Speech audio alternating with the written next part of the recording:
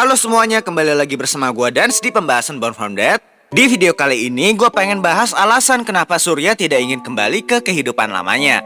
Oke, daripada kelamaan langsung aja kita ke pembahasannya. Setelah Surya dan Pradana ditangkap oleh kerajaan Irina di alam Sarpa, kemunculan Surya di season 3 membuat kita penasaran apa yang sebenarnya terjadi dengan Surya. Surya yang tadinya adalah sosok yang ceria dan selalu bisa diandalkan sebagai pemimpin karena keputusan dan kebaikannya, tiba-tiba berubah 180 derajat menjadi sosok yang buta dengan semua hal yang ada di sekitarnya. Sebelum kita masuk ke teorinya, gue bakal bahas sedikit tentang masa lalu Surya. Seperti yang kita tahu, Surya adalah kakak tertua dari Petra dan juga Flora. Orang tua mereka bercerai karena ayah mereka menelantarkan mereka begitu saja demi ambisinya yang ingin mengetahui kebenaran dunia dan menegakkan keadilan. Dan karena orang tua mereka bercerai di saat Petra dan Flora masih kecil, Surya sebagai kakak yang tertua harus menggantikan posisi ibunya untuk mengurus pekerjaan rumah. Sedangkan ibunya sibuk bekerja dari pagi sampai malam untuk memenuhi kebutuhan hidup mereka berempat. Hari demi hari terus berlalu, walaupun mereka berusaha bangkit dari keterpurukan, tapi kehidupan mereka tidak berjalan mulus dan justru mengalami banyak kesulitan. Mulai dari ibunya yang di PHK sehingga selalu pindah rumah dan tempat kerja, ibunya yang mulai sakit-sakitan karena stres dan selalu memaksakan dirinya untuk terus bekerja, sampai Petra dan Flora yang selain mereka susah diatur, mereka juga dibully di sekolah dan tidak jarang juga Surya harus bertarung dengan orang yang jauh lebih dewasa demi melindungi adiknya. Nasib sial yang menimpa mereka membuat Surya menjadi lebih kuat dan lebih kuat. Untuk membantu ibunya mencari uang demi kebutuhan hidup mereka, Surya melakukan kerja sampingan dan bahkan mengubur impiannya untuk bahagia dalam-dalam demi membuat keluarganya bahagia. Saat di bangku SMA, Surya merasakan cinta pertamanya dengan kakak kelasnya. Setiap pulang sekolah, ia selalu meluangkan waktu sebentar bersamanya dan menabung sedikit demi sedikit untuk memberikan hadiah kepada orang yang dia suka. Tapi ketika ibunya mengetahui hal tersebut, ia langsung melarang dan memarahi Surya di depan orang yang dia suka. Ibunya menuntut Surya untuk bekerja dan mengurus adik-adiknya daripada membuang waktunya untuk pacaran. Dan pada saat itu, ia juga menghina orang yang disukai Surya secara berlebihan. Nah, Surya yang sudah tidak bisa menahan amarahnya selama ini, akhirnya ia mengatakan bahwa ia bukanlah suami ibunya dan ia bukanlah ayah dari adik-adiknya. Yang artinya makna perkataan Surya di sini adalah selama ini, semua hal yang dilakukan Surya untuk keluarganya karena ia berusaha menjadi sosok ayah dengan memikul semua beban berat di pundaknya. Yang dimana ia mengorbankan masa mudanya, waktunya, dan segalanya demi membahagiakan ibu dan adik-adiknya dengan berusaha memposisikan dirinya sebagai kepala keluarga. Yang seharusnya dilakukan ibu dan adik-adiknya adalah berterima kasih kepada Surya dan memberikan imbalan yang setimpal karena sudah melakukan dan rela mengorbankan semua yang ia miliki demi keluarganya.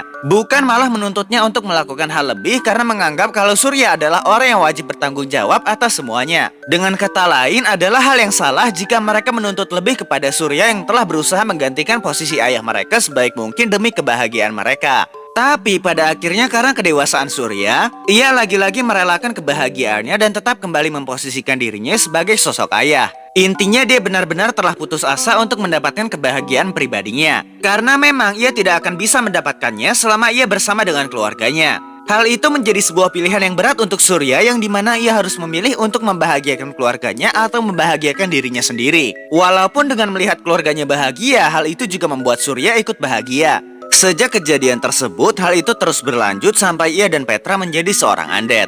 Nah, ketika ia mendengar bahwa ibunya telah mati bunuh diri setelah mendengar berita tentang kematian Petra dan Surya, menurut gua hanya ada dua tujuan hidup baru Surya setelah kematian ibunya. Yang pertama untuk menjadi kuat dan lebih kuat agar ia bisa melindungi adik-adiknya, terutama Flora yang hanya seorang wanita dan manusia biasa. Lalu yang kedua, Surya mulai bisa membuka pintu hatinya untuk memulai lembaran baru dalam hubungan percintaan. Yang dimana sejak di pelatihan undead baru, ia sudah jatuh cinta kepada Elena dengan mudah hanya dengan melihat wajahnya.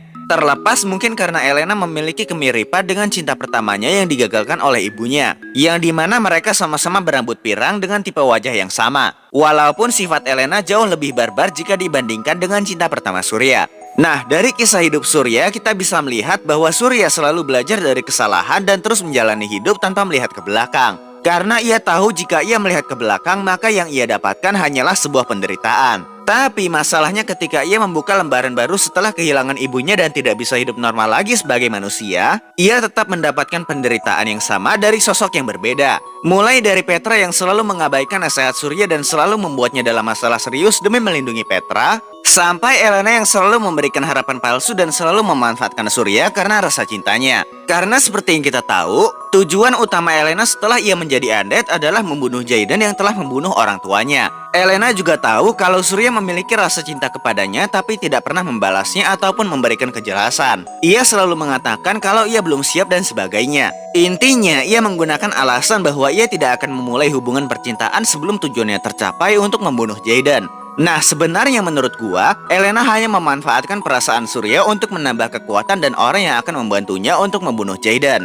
Ia sama sekali tidak memiliki niatan untuk memiliki hubungan yang lebih dengan Surya bahkan setelah tujuannya tercapai. Lalu, ketika Surya tahu kalau Elena dan Jayden justru saling menolong bahkan masih saling cinta satu sama lain, Surya merasa dikhianati dan sadar kalau selama ini dia hanya dimanfaatkan oleh Elena. Ia juga berasumsi kalau kedepannya ia akan tetap menjadi seperti itu jika ia masih berada di lingkungannya. Nah, cuma mungkin Surya tidak pernah mengungkapkan perasaannya secara terang-terangan. Karena ia tahu kalau posisinya di mata Elena hanyalah pion yang dimanfaatkan untuk mencapai tujuannya. Lanjut ke timeline di mana Surya telah ditahan oleh kerajaan Irina. Menurut gua, muka bayi dan anggotanya melakukan eksperimen baru kepada Surya, yang dimana mereka membunuh Pradana dan mendonorkan beberapa organ Pradana ke tubuh Surya, sehingga Surya dapat mempunyai kekuatan empat meskipun ia tidak terlahir sebagai empat ketika menjadi undead. Nah, di sini gue punya dua teori. Yang pertama, mungkin hasil dari eksperimen tersebut membuat Surya lupa ingatan. Lalu ketika muka bayi menyerahkan Surya kepada Juliane, Juliane mencuci otak Surya seperti orang tua yang mengajari anaknya yang polos dan masih tidak tahu apa-apa. Hal ini karena di episode 91 season 3 ketika Juliane hampir tewas, ia meminta maaf kepada Surya karena telah membohonginya. Lalu teori yang kedua, Surya tidak lupa ingatan sepenuhnya. Bahkan ia masih bisa mengenali orang-orang yang pernah dia temui di masa lalu dengan sangat jelas. Tapi kenapa kalau Surya bisa mengingat mereka dengan jelas, ia justru lebih memilih untuk tidak kembali ke kehidupan lamanya? Jawabannya adalah masa lalunya dan perlakuan Juliane kepadanya. Selama ia membuka lembaran baru karena muka bayi menyerahkan Surya kepada Juliane, Juliane tidak memperlakukannya sebagai bahan eksperimen muka bayi ataupun memanfaatkannya. Ia menganggap Surya sebagai manusia dan sebagai pria sehingga pada akhirnya mereka berdua berpacaran karena saling memperlakukan satu sama lain dengan perlakuan spesial dan saling menyayangi.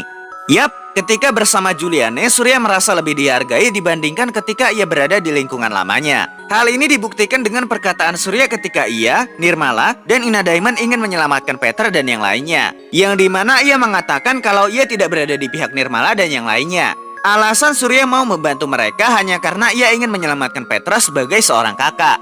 Nah, menurut gua, meskipun Surya lebih memilih untuk hidup bersama Juliane daripada bersama keluarga dan teman-teman lamanya, tapi Surya tetap tidak melupakan tugasnya sebagai kakak untuk melindungi adik-adiknya jika mereka dalam bahaya.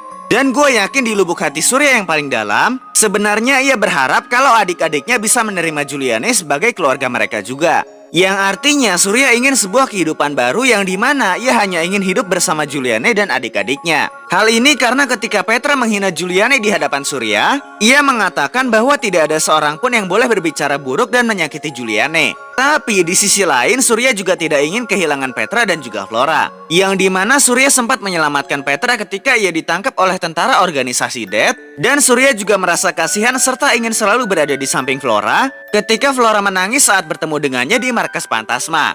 Oke semuanya, mungkin segitu aja dulu pembahasan kali ini. Kalau kalian pengen gue bahas teori ataupun fakta-fakta Born From Death, kalian komen aja di bawah dan nanti bakal gue buatin videonya.